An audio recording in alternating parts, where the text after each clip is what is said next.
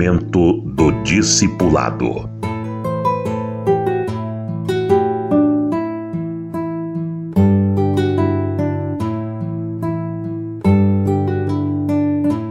Quem faz a obra de Deus parar não é o adversário, é o próprio povo de Deus.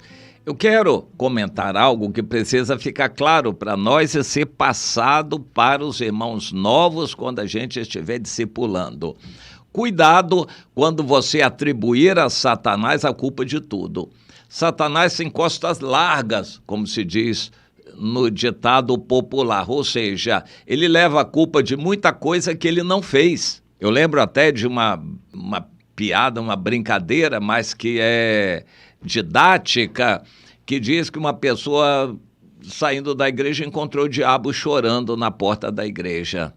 Ele estava chorando, e a pessoa ficou com pena e perguntou: "Ô, diabo, o que está acontecendo? Por que você está chorando?" Ele disse: "Eu não posso fazer mais nada, os crentes já estão fazendo tudo por mim." Entendeu?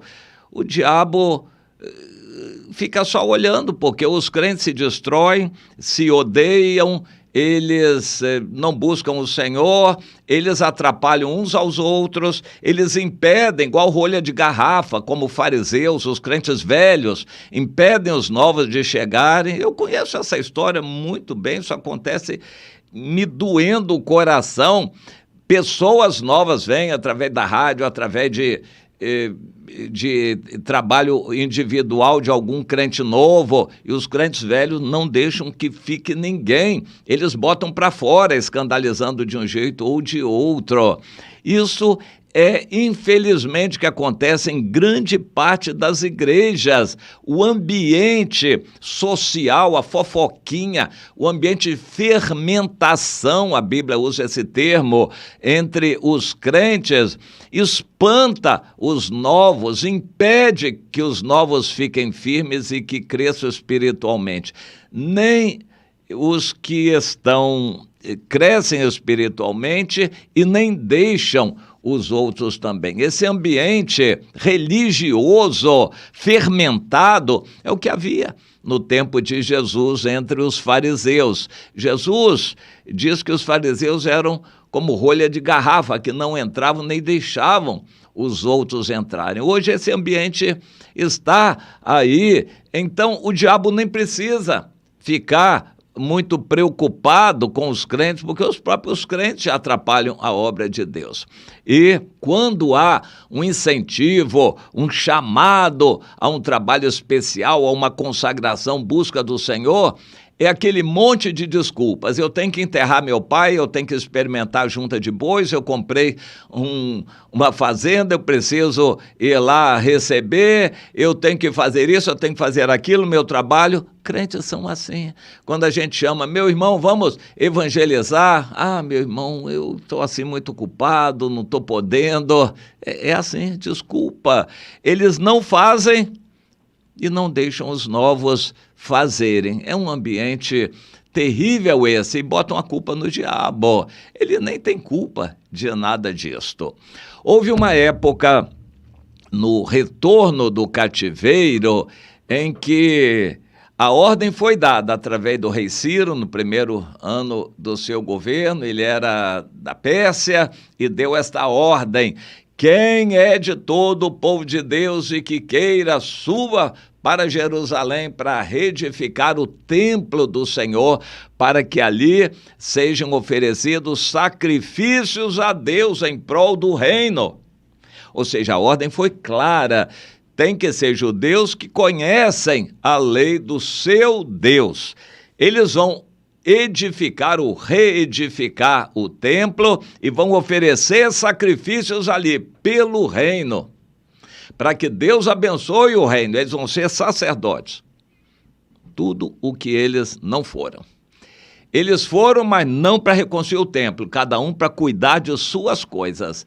Cada um cuidou do seu negócio, sua fazenda, do seu sítio, da sua casa, da sua plantação, de seus animais. Cada um se interessou por si, e a casa de Deus ficou lá.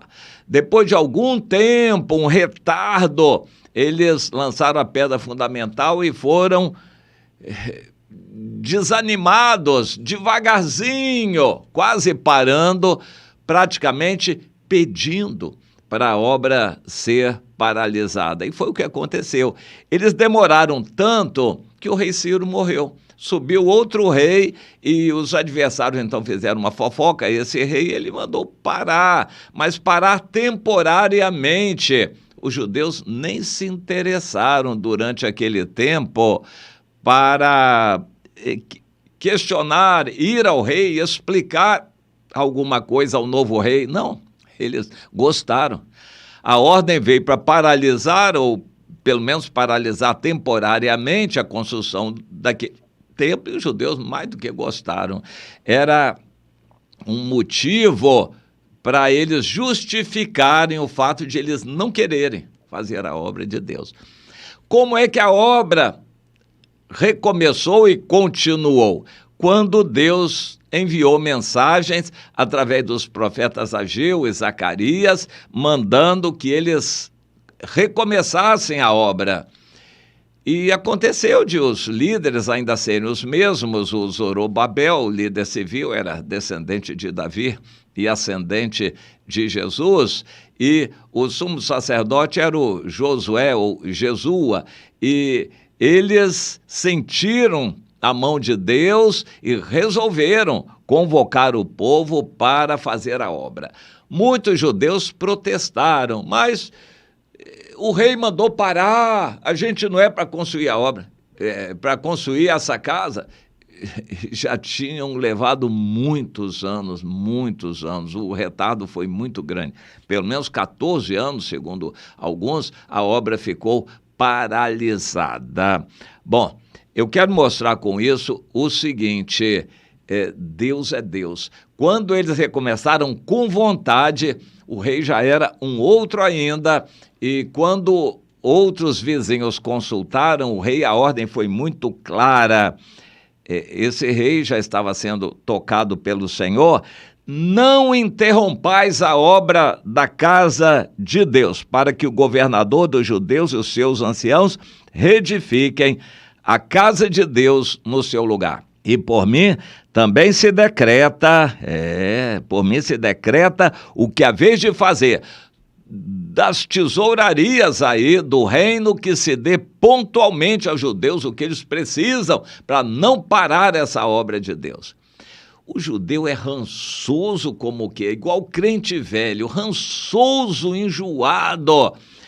O rei, tocado por Deus, mandou, digamos assim, em outras palavras, mais que desse dinheiro aos judeus para construir. Agora eles foram com vontade, recomeçaram a obra e terminou rapidinho. Eles tinham apoio, eles tinham ajuda do governo, eles tinham alimentação, comida, dinheiro, tudo facilitado pelo governo. Agora eles foram com vontade e recomeçaram a obra. Eu quero deixar claro aqui neste exemplo que a obra foi paralisada pelo relaxamento dos judeus. Não foi primordialmente pela ordem do rei ou dos adversários, porque isso só aconteceu um bom tempo depois. Foi o relaxamento dos judeus que fez a obra não ir para frente. E demorou muito. Quando nós aplicamos essas lições para nós vemos o seguinte: a obra de Deus não é misteriosa. Será que vai dar certo? Será que a gente vai fazer culto aqui? Será que Deus vai aceitar? Vamos evangelizar? Será que alguém vai se decidir?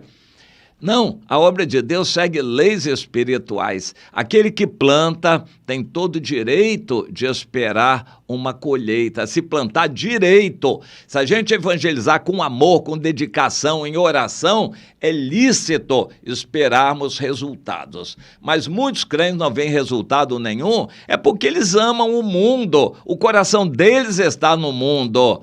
E eles dão a desculpa que eles falam, mas ninguém quer mais ouvir, ninguém se interessa. Eles falam, Claro, de qualquer jeito, sem ânimo, sem pôr o coração naquilo e sem disposição. Então, quem é que vai acreditar na palavra de um crente velho que não se interessa, não gasta tempo, nem dinheiro, nem disposição para fazer a obra de Deus? Tudo dele está em primeiro lugar. Quando está doente, ele larga a obra de Deus para lá. Quando ele está trabalhando, o trabalho justifica ele nem aparecer na igreja. Quando... e por aí afora, tem um tempinho, férias, ele vai passear, vai viajar, leva a família para lá e nem liga para a igreja.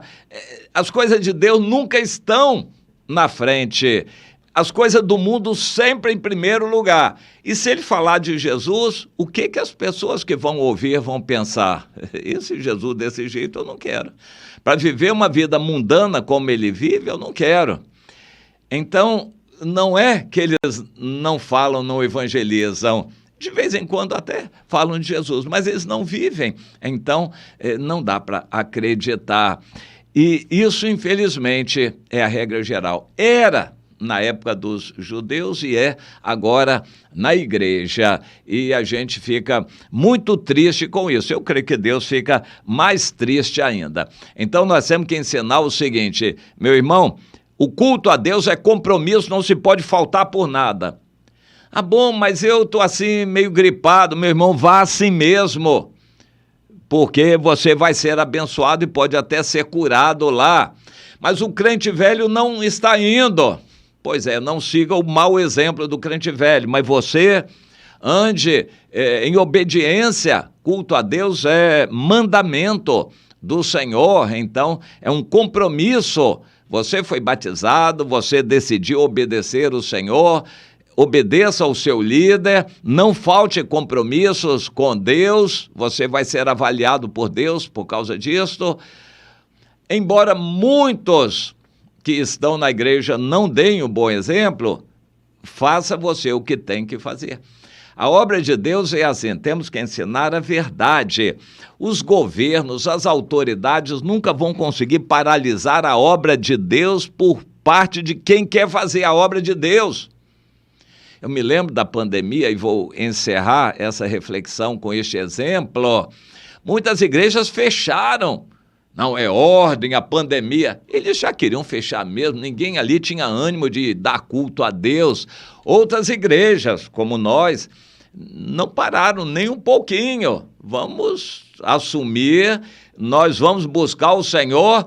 Não fomos nem molestados, Deus esteve conosco. Mas muitas igrejas fecharam, porque eles já não tinham muito ânimo mesmo. Mais ou menos o que aconteceu com a reconstrução do templo. Não vamos botar a culpa no diabo daquilo que ele não tem. A culpa de a obra de Deus ir mal é do povo de Deus, não é do diabo, não. E é por aí que tem que começar a obra de conserto, exortando um ao outro, buscando o Senhor, consagrando a vida em oração, e você começando um grupo de pessoas que quer buscar a Deus com seriedade, e não como brincadeira. A obra de Deus não é para ser feita como brincadeira de vez em quando, é para ser feita com seriedade, se é para ser feita. Que você entenda isso para poder ensinar aos novos este padrão também.